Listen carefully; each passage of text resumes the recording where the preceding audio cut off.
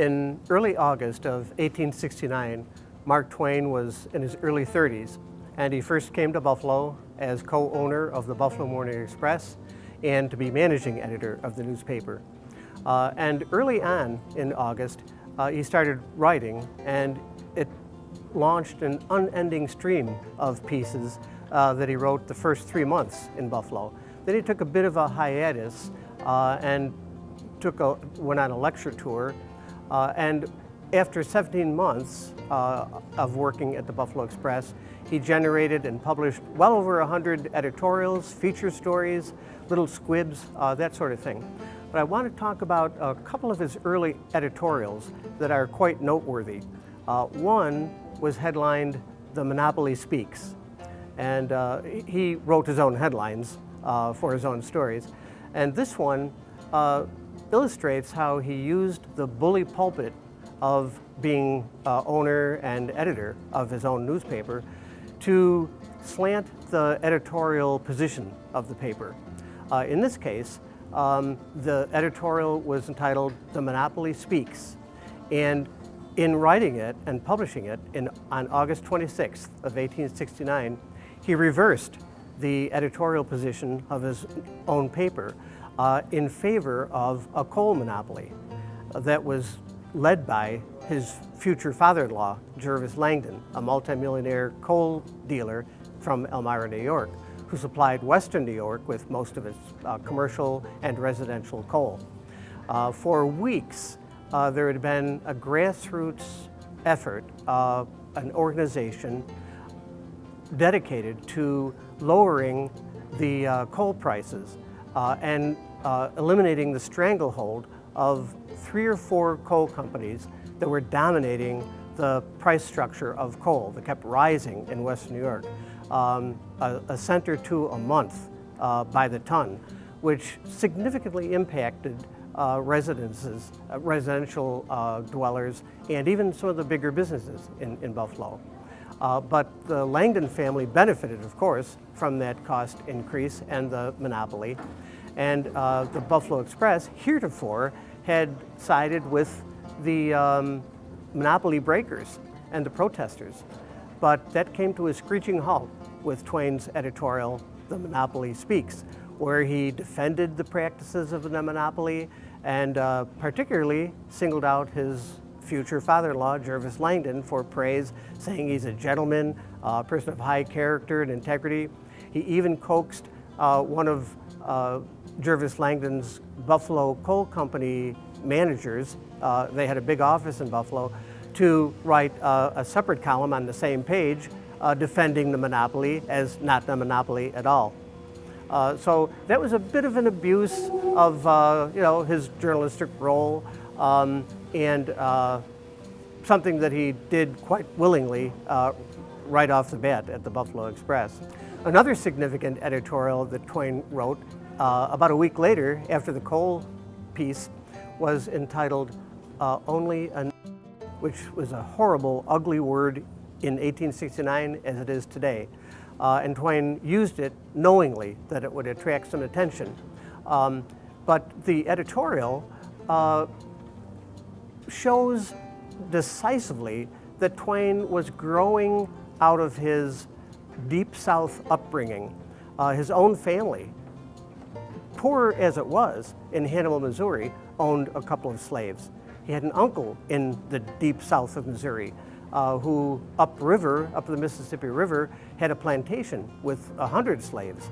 And that was the environment that he grew up in the pre-Civil War South. And he carried those prejudices and built-in discriminations. The pastor at his Presbyterian church said slavery was, a Christian thing to practice. And he carried that baggage with him into young adulthood. When he met his wife in Elmira, New York, the Langdons were, through the pre-Civil War days and during the Civil War, ardent abolitionists, and they belonged to a church that espoused that theory. Rumor had it that the Langdons' mansion in Elmira was one of the stations on the Underground Railroad. And when Twain came courting in 1868 and got to know the Langdons, and their philosophy, their sense of social justice, he couldn't help but be influenced in a very favorable way to open up his own feelings toward human beings and look at African Americans not as property any longer. And when he came to Buffalo as an engaged man to Olivia Langdon, he had some of those new teachings with him, and he wrote this editorial in August of 1869 for the Buffalo Express that was based on a story that he read in a Memphis, Tennessee newspaper about two African Americans who had, one who had been already hung or hanged, lynched by a mob of white Southerners, and then a second African American who came forward and said that he was responsible for the murder of a white woman, not his friend. And he was due to be hanged, lynched as well. So Twain took that story, referred to it in his editorial, and then the entire editorial was a mock satirical statement about how the life of the first improperly, unjustly hanged African American by the mob, and then the upcoming scheduled lynching of the second true murderer really don't add up to much, because they are only African Americans after all. They are property. And this was, again, just 4 years after the end of the Civil War, 1869, and with the chaos and failure of Reconstruction, when white supremacy was actually rising in the South and lynchings were gaining in number as well. So Twain took this opportunity to speak out quite courageously with that bold headline that must have had wealthy Buffalonians who were sitting down at their breakfast and coffee, flipping through the 4-page Buffalo Express, almost coughing or choking up their coffee when they saw that headline in a more liberal-leaning city in the Northeast like Buffalo. But if they read that story carefully and closely, the satire was very clear. Every time the N-word was used, it was in quotation marks, which was a tip-off right there, that orthographic clue that it was meant to be read as something other than its denotation. And by the end of the editorial, it was clear that it was an anti-racist, anti-lynching, anti-white supremacy statement. And for many years, it wasn't even known by scholars. The pages of the Buffalo Express weren't, of the 1860s, weren't made universally known. They were just kind of lost in the shuffle of history.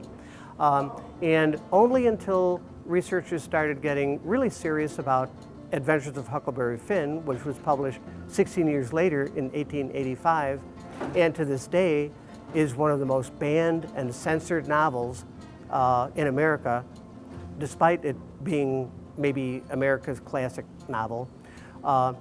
It shows like a precursor, a kind of seed to Twain's transformation from a deep South disrespecter of African Americans to someone who was seeing them as human beings and treating them such in his writing.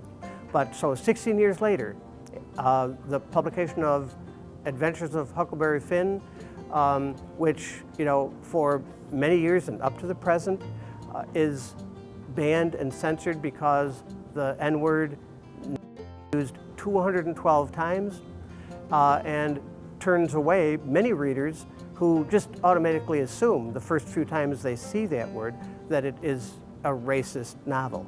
But anything but. It's a message with a 13-year-old adolescent white boy who travels to escape an ugly home situation with an escaped slave, Jim. And along the way, Huck Finn, the adolescent, protects Jim from fugitive slave hunters, and they bond. Jim becomes kind of a de facto surrogate father for Huck. And in 1885, again, in the midst of Reconstruction, It was a noble thing for Twain to have written this anti-racist, human-hearted novel. In fact, it was a breakthrough in American literature. But the seed for it was planted in a kind of lost, obscure editorial in the pages of the Buffalo Express.